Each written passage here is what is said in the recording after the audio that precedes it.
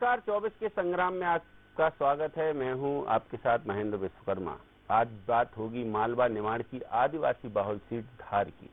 विंध्याचल की पहाड़ियों से और नर्मदा के तटों से घिरी इस लोकसभा सीट पर पौराणिक और ऐतिहासिक महत्व भी है। मध्य प्रदेश के मिनी बॉम्बे यानी इंदौर से सटी धार लोकसभा सीट पर इसके गठन के बाद से कांग्रेस और बीजेपी दोनों पार्टियों का वर्चस्व बना रहा। भले ही यह सीट इंदौर से सटी हुई हो, बावजूद इसके यहाँ पर इंदौर की राजनीति का बहुत ज्यादा असर दिखाई नहीं देता है। यहाँ पर इन दो पार्टियों के अलावा किसी भी तीसरी पार्टी का बोर्ड नहीं है। इस संसदीय क्षेत्र में धार और इंदौर जिले की एक सीट शामिल। विधानसभा चुनाव के बाद यहाँ रोचक हालात बने हैं, तो चलिए एक नजर डालते हैं धार के सियासी समीकरणों पर। इसके बाद शुरू करेंगे चर्चा।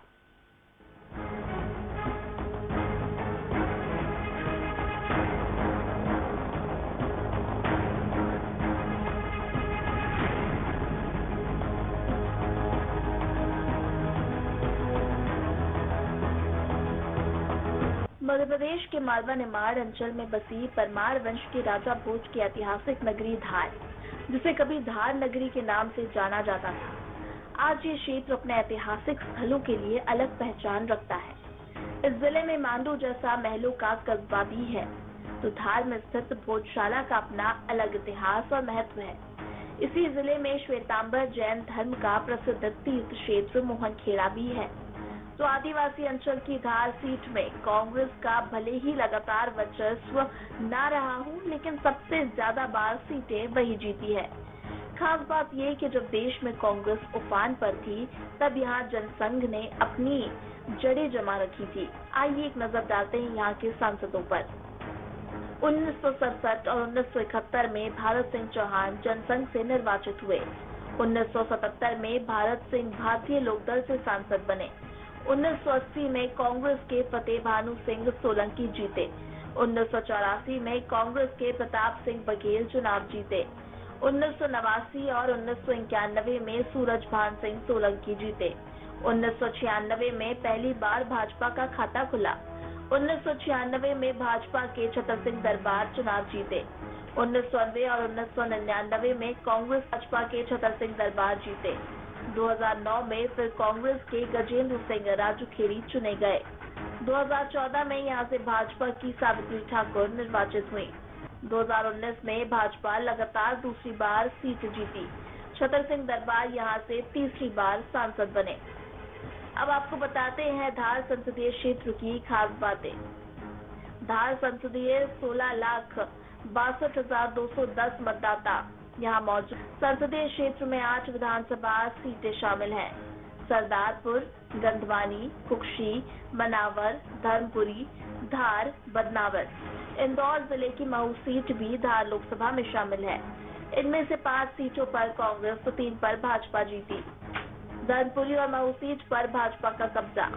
आइए अब आपको बताते हैं पिछले 2 चुनाव के नतीजे। धार सीट के नतीजों की बात करें तो 2019 में छतर सिंह दरबार को भाजपा से 7,22,147 वोट मिले। वहीं दिनेश गिरवाल को कांग्रेस से 5,66,118 वोट मिले। वहीं भाजपा प्रत्याशी दरबार 1,56,029 वोट से जीते। धार सीट के नतीजे 2024 की अगर बात करें तो सावित्री ठाकुर, जिन्हें 5,58,387 वोट मिले।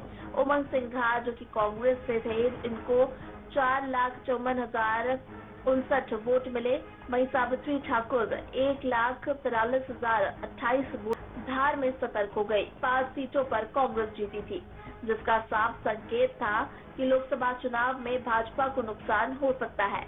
लिहाजा भाजपा ने एक बार फिर अपनी पूर्व सांसद सावित्री ठाकुर को टिकट दिया है, जबकि कांग्रेस ने नए चेहरे के रूप में राधेश्याम मुगेल को उतारा है। वहीं कांग्रेस के लिए सबसे बड़ा झटका गजेंद्र सिंह राजूखेड़ी का भाजपा में शामिल होना रहा, जो कई बार के सांसद है। पहले लग रहा था कि भाजपा उन्हें टिकट देगी, लेकिन छतर सिंह दरबार और राजूखेड़ी की अदावत के चलते पार्टी ने बीच का रास्ता निकाला। गजेंद्र के भाजपा में आने से यकीनन उसे कुछ लाभ मिल सकता है। धार जिले के मुद्दे की बात की जाए तो यहाँ अभी भी रेल सुविधा नहीं है। 7 विधानसभा वाले क्षेत्र में रेल एक सपना है। सपने को कब पूरा किया जाएगा, इसका किसी के पास कोई जवाब नहीं है। दोनों ही पार्टी जब भी सत्ता में आती है तो तेजी से विकास करने की बात करती है, लेकिन आज तक ये वादा पूरा नहीं हो पाया है। वहीं आदिवासी वर्ग आज भी मूलभूत सुविधाओं के लिए परेशान है। क्षेत्र में भाजपा और कांग्रेस सरकार में मंत्री रहे राजवर्धन सिंह दत्ती गांव पिछला चुनाव जनता की नाराजगी से हारे। अब देखना है कि धार की जनता इस बार किस दल की धारा के साथ बहती है।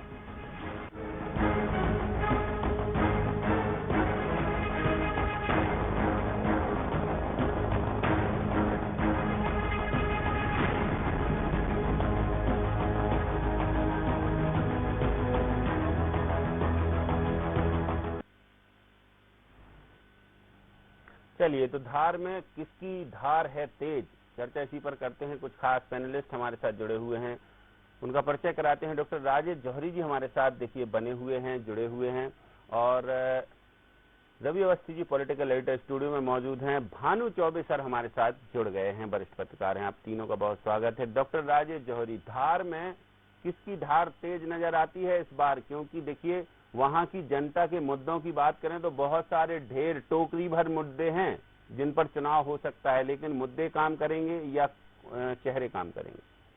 नहीं, देखिए, लोकतंत्र है तो मुद्दे तो काम करेंगे, मुद्दे तो अपनी जगह हैं ही, क्योंकि जनता अब वैसी नहीं रह गई है जैसी आज से 20-25 साल पहले तक थी कि कुछ भी समझती थी। मुद्दे तो हैं। और सावित्री ठाकुर चूंकि पहले 5 साल 14 से 19 तक सांसद रही हैं, और ऐसा लग रहा है कि मतलब अभी जो ऊपर दिख रहा है कि जो मोवेल हैं, जो अपने कांग्रेस के प्रत्याशी हैं, उनसे कोई बहुत बड़ा उनको खतरा नहीं दिख रहा है। लेकिन एक बात है कि जो कांग्रेस की गंदवानी में, महू में, बदनावर में, मनावर में और कुक्षी में जो सभाएं हुई हैं, जो रैलियां हुई हैं, इनके प्रति मोबाइल के समर्थन में जो रैलियां हुई हैं, उनको क्योंकि उसमें क्या हुआ कि बात सिर्फ ये नहीं है कि भीड़ कितनी थी रैली में, बात ये थी कि घर घर से स्वागत हुआ। लोगों ने जो शहर जहां से रैली के लोग निकले वहां से घरों में से स्वागत किया गया।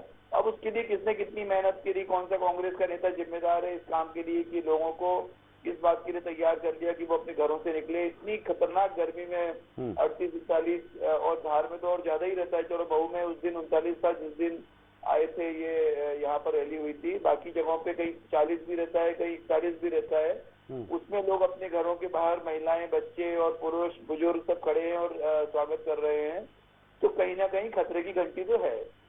एक बात और है कि ये यूं तो 7 कैंडिडेट्स हैं अभी धार में, उसमें से लेकिन मुख्य मुकाबला हमको भाजपा और कांग्रेस के बीच में ही दिख रहा है। पर जितने भी लोग हैं, जो हम में से सब विश्लेषक है, हम लोग उसको भारतीय आदिवासी पार्टी जो बाप है, बीएपी है, उसको नजरअंदाज करते जा रहे हैं, क्योंकि जबकि वहां उनके कैंडिडेट हैं जितेंद्र मुनिया, वो भी इस बार मैदान में है धार से। और हमें नहीं भूलना चाहिए कि सैलाना में क्या हुआ था। भाजपा कांग्रेस दोनों को पीछे छोड़ते हुए और सैलाना से बीएपी जो आगे निकल गई, और बीएपी और जयस का क्या कोलैबोरेशन है ये तो नहीं कहा जा सकता, पर जयस का पूरा जो ग्राउंड वर्क है, जितना होमवर्क है, वो पूरा बीएपी के काम आया, क्योंकि सेम सेंटिमेंट से सेम आदिवासी अस्मिता है, वही आदिवासियों के हक की लड़ाई की बात हो रही है। लेकिन एक बात है महेंद्र जी की, जो भोजशाला का जो अभी मुद्दा आया है, वो धार शहर में और महू में, ये जो मनावर में शहरी इलाके जितने भी हैं, ग्रामीण की बात नहीं हो रही, जितने शहरी इलाके हैं जो अच्छा टाउन्स हैं जहाँ पर, वहाँ पर भोजशाला का मुद्दा काफी असर कर रहा है। अब देखिए एक इंटरेस्टिंग बात की, भोजशाला का जो सर्वे हो रहा है वो हो रहा है कोर्ट के डायरेक्शन से। हाई कोर्ट ने कहा इसलिए सर्वे हो रहा है, साइंटिफिक और आर्कियोलॉजिकल सर्वे जो हो रहा है, लेकिन जनता क्रेडिट दे रही है बीजेपी को कि भाजपा का शासन नहीं होता केंद्र में और राज्य में, तो कभी ये सर्वे नहीं होता। मतलब ये सेक्टर भी कहीं ना कहीं काम करेगा। जी करेगा, बिल्कुल करेगा काम। भानु चौबे सर, देखिए धार में जिस तरीके से डॉक्टर राजेश जौहरी बता रहे हैं कि बहुत आसान नहीं है, जिस तरीके से सभाएं हुई कांग्रेस की, कांग्रेस के नेता, तमाम सारे बड़े नेताओं का सीधा दखल है, और यही वो क्षेत्र हैं जिससे हम कह सकते हैं कि बड़े नेता यहाँ पर प्रतिनिधित्व किया है विधानसभा में, नेता प्रतिपक्ष के बतौर। तो ऐसे में ऐसा क्या लगता है कि कांग्रेस सच में भारी पड़ेगी, या एक आभा मंडल है, या भोजशाला, जैसे तमाम ऐसे मुद्दे भी और उठेंगे? अभी तो 2-3 रोज बाकी हैं। धार एक ऐसा जिला है बहन जी जो बीजेपी की लहर में भी कांग्रेस की मदद करता रहा, सीटें देता रहा जी। बीजेपी का ये राजनीतिक सपना पूरा नहीं हो पाया कि धार जिले की सभी विधानसभा सीटें जीत लें और हर बार की तो ऐसी श्योर सीट बना लें लोकसभा की कि जीतते ही हैं हम, तो यहाँ आते ही हैं हमारा। धार में कभी ऐसा एहसास बीजेपी को नहीं होने दिया। और दूसरी बात यह कि भोजशाला का जिक्र जौहरी जी ने किया, वो बिल्कुल सही है। मैं केवल इतना जोड़ना चाहता हूँ उसमें कि ये सब हो रहा है कोर्ट के निर्देश पर, ये स्वीकार है, ये दिखाई दे रहा है, स्पष्ट है। लेकिन इसके टाइमिंग को लेकर मैं सवाल उठाना चाहता हूँ कि इसका टाइमिंग और चुनाव का टाइमिंग एक कैसे हो गया।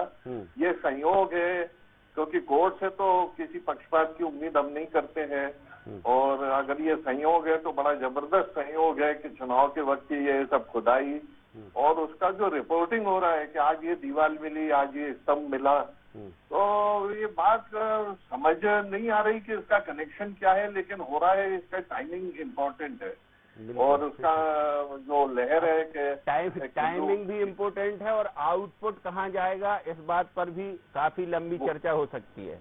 जी हाँ, तो ये धार के लिए बड़ा इम्पोर्टेंट है और कांग्रेस कंफर्टेबल स्थिति में है, दिख रही है, ये बात सही है। और बीजेपी को बहुत चौथे चरण में जो सीटें, जिन सीटों पर चुनाव होना है, उसमें कहीं ना कहीं कांग्रेस लग रहा है, दिख रहा है कि चुनाव लड़ रही है। रवि अवस्थी जी, इसमें धार भी है। देखिए बिल्कुल महेंद्र जी, हालांकि विधानसभा चुनाव में कांग्रेस को जो सफलता है धार, खरगोन, इन तमाम जगहों पर मिली है, उससे उसका उत्साहवर्धन हुआ है निश्चित तौर पर। और आप देखिए कि वो शुरुआत से ही इन आदिवासी सीटों पर खास करके ज्यादा फोकस किए हुए हैं, चाहे वो खरगोन हो, रतलाम झाबुआ हो या धार जो उसमें आता है। तो धार में भी काफी बड़ी संख्या में अनुसूचित जनजाति के मतदाता निवास करते हैं, और वही वजह है कि देखिए धार का मतदाता कभी मतलब वो जो एक तरीके से जो परंपरागत वोट कभी कांग्रेस का हुआ करता था, हालांकि बीच में संघ ने वहां पर बहुत मेहनत की है, खास करके राजगढ़ और मोहनखेड़ा में जो बड़े बड़े कार्यक्रम हुए हैं, उसके माध्यम से एक बड़ा मूवमेंट मतलब चला। और फिर उसके बाद किस तरीके से, क्योंकि अनुसूचित जनजाति का जो मतदाता है वो एक तरीके से देखा जाए ना, उस दौर में जब 2003 की मैं बात कर रहा हूँ, कि कैसे उन्हें धार्मिक आधार पर किस तरीके से कमल के फूल का तमाम हवाला देकर उन्हें डाइवर्ट किया गया, और फिर वो लंबे समय तक बीजेपी से जुड़े भी रहे। 2018 में थोड़ा सा डाइवर्ट भी हुए, फिर वापस आए, कुछ जगह आए, कुछ जगह नहीं भी आए। क्योंकि देखिए हालांकि अभी जो विधानसभा की बात कर लें तो बीजेपी की कुल 8 सीट बढ़ी हैं, जबकि कांग्रेस पिछली बार 30 सीट ले आई थी एसटी वर्ग से। हाँ। तो ये तमाम जो चीजें हैं ये दिखाती है कि आज भी कांग्रेस की गुंजाइश वहां पर है, लेकिन जिस तरीके से बीजेपी ने देखी अभी पिछले 2-2.5 महीने के दरमियान वहां के कार्यकर्ताओं को, कांग्रेस के बड़े नेताओं को जो है अपने पहले में लाने का काम किया है, वो भी एक बड़ा फैक्टर है अपने आप में। देखिए गजेंद्र सिंह राजू खेड़ी 2 बार के सांसद, उन्हें अगर आप ले आते हैं इधर छतर सिंह दरबार और अंतर सिंह दरबार, अगर महू से आपने अंतर सिंह दरबार ले आए, राम किशोर शुक्ला जो पिछला चुनाव लड़े थे वो आपके साथ आ गए, यानी इन महू क्षेत्र के 2 बड़े नेता राजू खेड़ी इनके पाले में आ जाना, ये कहीं ना कहीं दिखाता है कि बीजेपी की जो जमावट है, कोई जमावट कसावट में कमी नहीं छोड़ रही। उसमें कोई कमी नहीं है। प्रतिष्ठा किसकी दाव पर रहेगी? यदि कांग्रेस को एफबट में हम बात करें कि यदि गेन हुआ तो किसका कद बढ़ेगा, और नुकसान हुआ तो किसका नुकसान होगा कांग्रेस में? देखिए ये जो अभी रवि जी ने एक बात बोली है कि वो जो गजेंद्र सिंह राजू खेड़ी के बीजेपी में जाना, वो उस समय दिमाग से उतर गई थी बात कि वाकई, क्योंकि गजेंद्र सिंह राजू खेड़ी जैसी साफ सुथरी छवि ना बीजेपी में किसी के पास है ना कांग्रेस में किसी के पास है। अच्छा, आपको बताएं स्थितियां ये हैं कि अगर राजू खेड़ी जी को टिकट मिलता तो भाजपा को पसीना ला देते हुए, भले ही फिर मोदी जी की 2 या 3 सभाएं भी होती तो भी मुश्किल आ जाती भाजपा को, लेकिन राजू खेड़ी जैसे बड़े नेता का भाजपा में आ जाना। फिर आपने एक और सुना होगा रामकिशोर शुक्ला जो विधानसभा चुनाव में चले गए थे कांग्रेस में, फिर वापस आ गए, फिर उन्होंने प्रेस कॉन्फ्रेंस की कि मुझे तो भाजपा नहीं भेजा था, और वो अपने एक संघ के एक आदमी का नाम भी ले दिया उन्होंने, किसी बड़े नेता का, अभिषेक उदेनिया का नाम ले दिया कि उन्होंने भेजा था मुझे, और बाकायदा उन्होंने। तो इस सब चीजों से कांग्रेस कहीं ना कहीं वहाँ पे सीरियस नहीं है इस इलाके में। अच्छा। और कांग्रेस के मऊ क्षेत्र में कहीं पे भी आपको बहुत जबरदस्त नहीं दिख रहा है। पर मोदी की इतनी बड़ी रैली हो गई। मोहन यादव आज जानापाव आए हुए हैं, अभी अब निकल गए हैं वो। तो जानापाव में आज अक्षय तृतीया का, भगवान परशुराम जी का जो जन्मोत्सव का कार्यक्रम हो रहा है, वहाँ पर आए थे और वहाँ पर उन्होंने अपना काम कर दिया जो चुनाव का करना था। भले ही वो आए थे धार्मिक इवेंट के लिए। उसके बाद जो आरएसएस का ग्राउंड नेटवर्क है, जो स्वयंसेवक है, वो डोर टू डोर चल रहे हैं।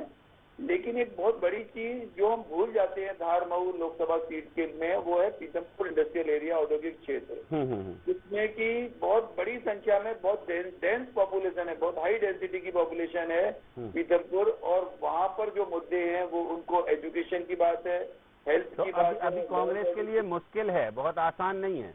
आसान नहीं है, बिल्कुल। भानु चौबे सर, कांग्रेस के लिए मुश्किलें हैं, आसान कुछ भी नहीं है। हालांकि वो तो पूरे देश और प्रदेश का माहौल है, लेकिन कहीं कुछ गुंजाइश देखते हैं आप कि ठीक है, फिर अब सब कुछ मोदी मैजिक के भरोसे भाजपा चल रही है और डबल इंजन सरकार की योजना है, तो इनका क्रियान्वयन ज्यादा दिखाई देगा।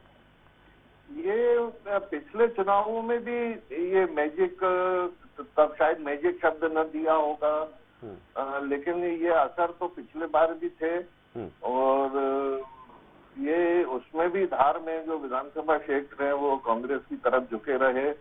और मुझे नहीं लगता कि इसमें कोई बड़ा परिवर्तन हुआ होगा। और ये सवाल जरूर है कि वहाँ का कैंडिडेट सावित्री ठाकुर के बारे में, तो वो जाहिर है जो बात हो रही है कि वो उनका कोई ऐसा कोई बहुत बड़ा प्रभाव, या वो लहर में जीती हैं या मोदी के नाम से जीती हैं। और मुझे नहीं लगता कि और आप ये जरूर ये ध्यान दीजिए कि कांग्रेस की तमाम गुटबाजियां धार में आके समाप्त हो जाती हैं या उनका असर नहीं रहता है, क्योंकि वहाँ धार में ये गुटबाजी के कारण जो कुछ हंगामा होता रहता है, चुनाव में कांग्रेस कहीं ना कहीं फायदे में दिखाई देती है। और नेता की बात हो रही थी, मुझे लगता है उमंग सिंगार इस वक्त नेतृत्व में है, तो क्रेडिट तो वहीं जाएगा सीधा। और बड़े नेता तो वैसे भी निकल नहीं रहे हैं अपने क्षेत्रों से। बिल्कुल, उमंग सिंगार को लगता है कि चलिए इस बार हमें कुछ मिला है तो हम भी कुछ दें, और इसीलिए तन मन धन से जुटे हुए हैं सर। जी हाँ, चलिए, बहुत शुक्रिया डॉक्टर राजेश जौहरी, बहुत शुक्रिया भानु चौबे सर, रवि अवस्थी जी आपका भी शुक्रिया इस महत्वपूर्ण चर्चा में शामिल होने के लिए। तो देखिए, धार संसदीय सीट पर भाजपा और कांग्रेस दोनों अपनी धार तेज करने में लगे हैं। अब ये जो धार तेज होगी उसके परिणाम क्या आएंगे 4 जून को, वो हम देखेंगे। फिलहाल आज बात हुई धार संसदीय क्षेत्र की, तो हमारी इस खास पेशकश में इतना ही। मुझे दीजिए इजाजत, नमस्कार।